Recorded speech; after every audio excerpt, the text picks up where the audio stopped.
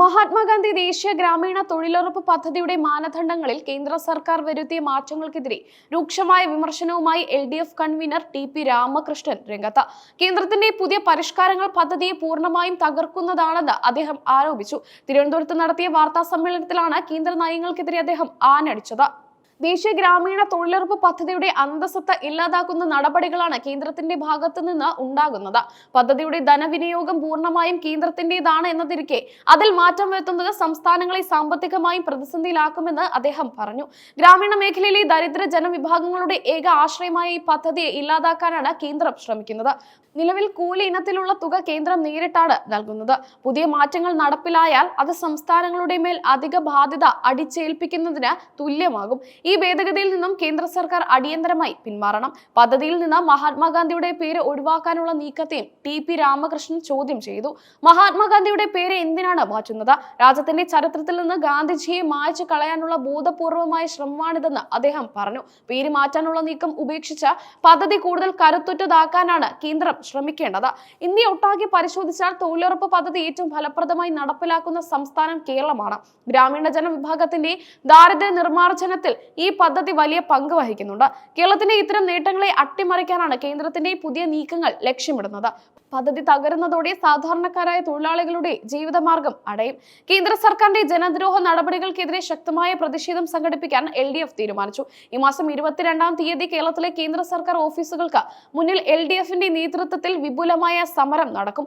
തൊഴിലാളികളെയും ബഹുജനങ്ങളെയും അണിനിരത്തി കേന്ദ്ര നയങ്ങൾക്കെതിരെ പോരാട്ടം ശക്തമാക്കാനാണ് മുന്നണിയുടെ തീരുമാനം. അടുത്തിടെ നടന്ന തിരഞ്ഞെടുപ്പിൽ LDFന് പ്രതീക്ഷിച്ച ഫലം നേടാൻ സാധിച്ചില്ലെന്ന് TP രാമകൃഷ്ണൻ സമ്മതിച്ചു. വികസന പ്രവർത്തനങ്ങളിലും ജനക്ഷേമ കാര്യങ്ങളിലും സർക്കാർ വലിയ തോതിലുള്ള ഇടപെടലുകൾ നടത്തിയിട്ടുണ്ട്. എന്നിട്ടും ഇത്തരമൊരു വിധി വന്നതിന്റെ കാരണം ആഴത്തിൽ പഠിക്കുമെന്നും അദ്ദേഹം പറഞ്ഞു. ജനവിധിയെ മാനിക്കുന്നുവെന്നും തെറ്റുകൾ ഉണ്ടെങ്കിൽ അവ തിരുത്തി മുന്നോട്ട് പോകുമെന്നും അദ്ദേഹം വ്യക്തമാക്കി. സർക്കാരിന്റെയും മുന്നണിയുടെയും പ്രവർത്തനങ്ങളിൽ ആവശ്യമായ മാറ്റങ്ങൾ വരുത്തും. ജനങ്ങളിലേക്ക് കൂടുതൽ ഇറങ്ങിച്ചെന്ന് അവരുടെ പ്രശ്നങ്ങൾ പരിഹരിക്കാൻ LDF മുൻകൈ എടുക്കുമെന്നും കൺവീനർ ഉറപ്പ് നൽകി. പോറ്റിയെ കേറ്റി എന്ന പാരഡി ഗാനവുമായി ബന്ധപ്പെട്ട വിവാദത്തിലും അദ്ദേഹം പ്രതികരിച്ചു. കോൺഗ്രസ് നേതാക്കളാണ് ഈ പാട്ട് നിർമ്മിച്ചതെന്ന് അദ്ദേഹം ആരോപിച്ചു. ഈ വിവാദം LDFനെ ഒരു തരത്തിലും പ്രതിസന്ധിയിലാക്കിയിട്ടില്ല. ഇത്തരം വില കുറഞ്ഞ പ്രചാരണങ്ങൾ കൊണ്ട് ഇടതുപക്ഷത്തെ തകർക്കാനാവില്ലെന്നും അദ്ദേഹം കൂട്ടിച്ചേർത്തു. രാജ്യത്തിന്റെ മതനിരപേക്ഷ മൂല്യങ്ങൾ ഉയർത്തിപ്പിടിക്കേണ്ടത് അത്യാവശ്യമാണെന്ന് അദ്ദേഹം ഓർമ്മിപ്പിച്ചു.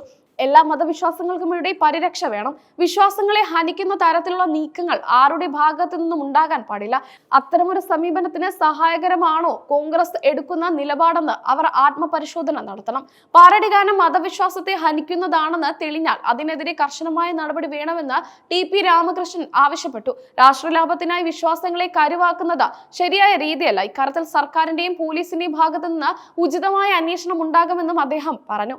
കോൺഗ്രസ് വർഗീയ ശക്തികളുമായി ഒത്തുകളിക്കുകയാണെന്ന് അദ്ദേഹം ആരോപിച്ചു. അധികാരത്തിന് വേണ്ടി എന്ത് വിട്ടുവീഴ്ചയ്ക്കും തയ്യാറാകുന്ന കോൺഗ്രസ് നിലപാട് ജനാധിപത്യത്തിന് ഭീഷണിയാണ്. പാരഡി ഗാന വിവാദം അതിന്റെ ഒടുവിലത്തെ ഉദാഹരണമാണെന്നും അദ്ദേഹം പരിഹസിച്ചു. ഭരണവിരുദ്ധ വികാരം എന്നതിലുപരി മറ്റു പല ഘടകങ്ങളും തിരഞ്ഞെടുപ്പിനെ സ്വാധീനിച്ചിട്ടുണ്ടാകാം. അത് കൃത്യമായി വിശകലനം ചെയ്യും. എങ്കിലും സർക്കാരിന്റെ വികസന പദ്ധതികൾ മുടക്കമില്ലാതെ തുടരും. കേരളത്തിന്റെ പശ്ചാത്തല സൗകര്യ വികസനത്തിൽ വിട്ടുവീഴ്ചയില്ലാത്ത സമീപനമാകും സ്വീകരിക്കുക. തൊഴിലുറപ്പ് തൊഴിലാളികളുടെ അവകാശങ്ങൾ സംരക്ഷിക്കാൻ LDF മുൻപന്തിയിലുണ്ടാകും. കേന്ദ്രം ഫണ്ട് വെട്ടിക്കുറച്ചാലും സംസ്ഥാനത്തിന് ചെയ്യാവുന്ന കാര്യങ്ങൾ പരമാവധി ചെയ്യും. തൊഴിലാളികളെ വഞ്ചിക്കുന്ന കേന്ദ്ര നയങ്ങൾ ജനമധ്യത്തിൽ തുറന്നു കാട്ടും.